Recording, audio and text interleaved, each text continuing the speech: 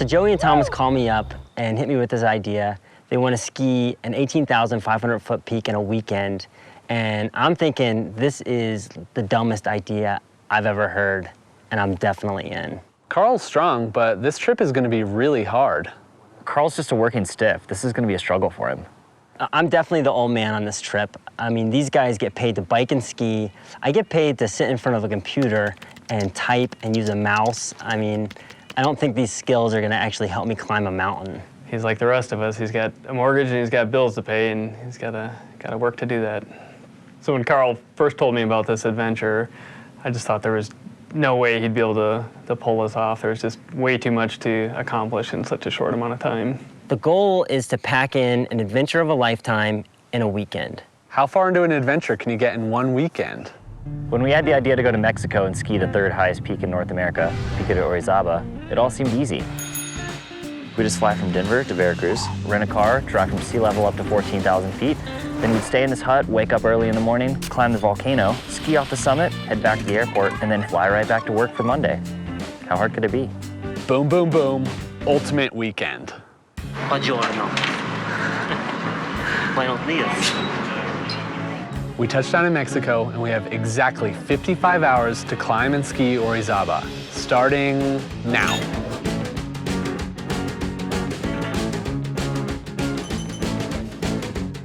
So we land in Veracruz and our ski bags don't show up. Lose half a day right off the bat.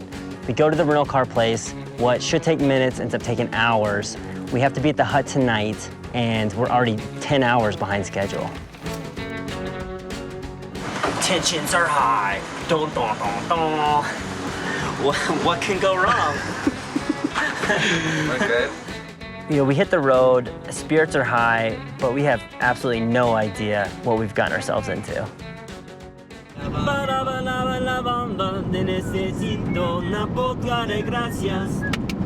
Que calores me viste en el campo en la primavera, hallando el sol, oh, oh. We roll into the town of Casco Motepec, and we realize we don't have a map.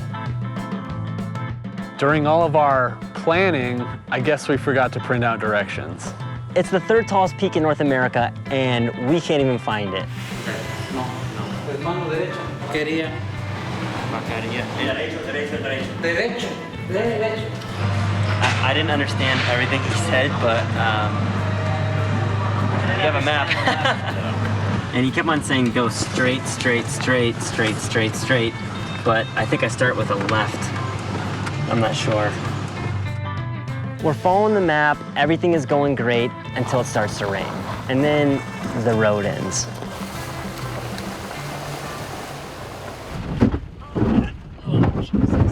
Oh my God. Like, kind of hurt my foot.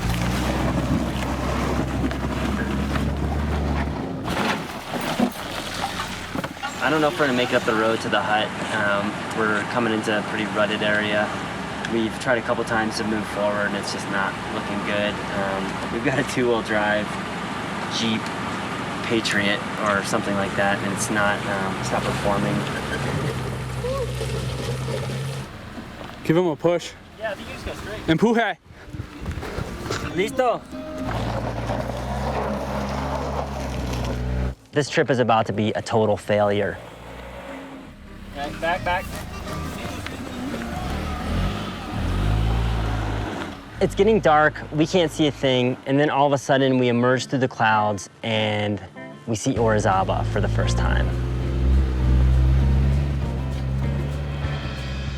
We get to the hut and it's the best feeling ever. We just pushed this car from 4,000 feet to 14,000 feet, and all I'm thinking is this climb is gonna be a piece of cake compared to that. Everybody's about to go to sleep, and we're trying to get our food for dinner and get packed up for tomorrow morning. I guess we'll do a 2 a.m. push for the summit is the plan. It's packed wall to wall with climbers who've been there for days acclimating. We've got 2 hours to sleep, and then we're going to the summit. We had one shot at climbing this thing. If we got altitude sickness in the night, we're done.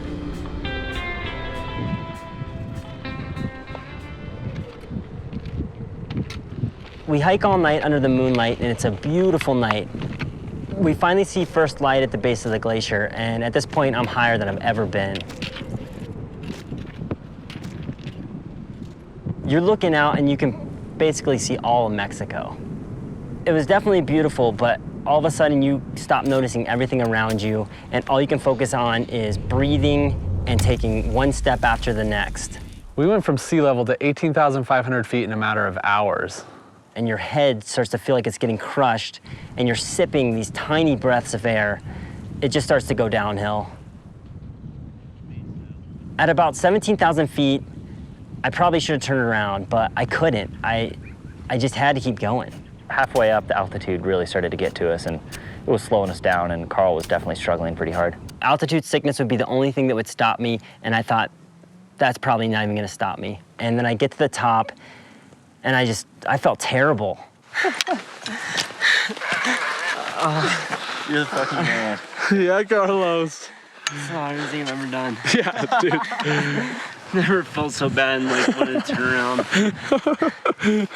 I'm fucking crying. I'm all emotional. I'm all emotional. I'm all emotional. Woo! Fucking Dude, Carlos. So we're on the summit, and all I'm thinking is I gotta get off this mountain as fast as possible.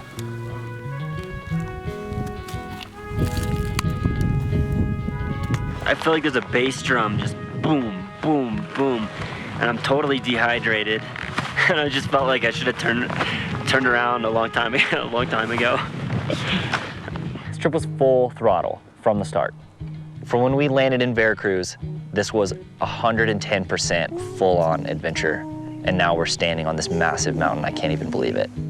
It's always a question in the mind of the 9-to-5er. Why am I working all the time, and what else could I be doing with my life? Skiing off the top of this mountain may not be the answer, but I'd say it's pretty close.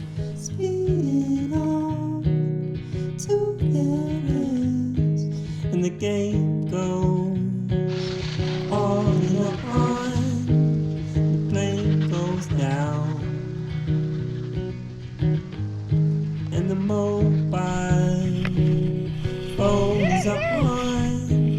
Your head is down, down, down. Don't make a sound, sound, sound. Don't make a sound. Don't make a sound. Don't make a sound. Don't make a sound. Make a sound. Don't make a sound. Don't make a sound. Don't make a sound. 55 hours and 57 minutes in Mexico. Dollar bills. Pesos. Mango, papaya, piña, chirimoya, fresa, frambuesa. And we dragged some Sierra Nevadas to the top. It's two-wheel drive. I declined all the insurance. Thinking that, like, what could go wrong? What is up? A weekend trek down to climb an 18,000-foot peak is a little ill-advised, I would say. It's not really something that I would recommend.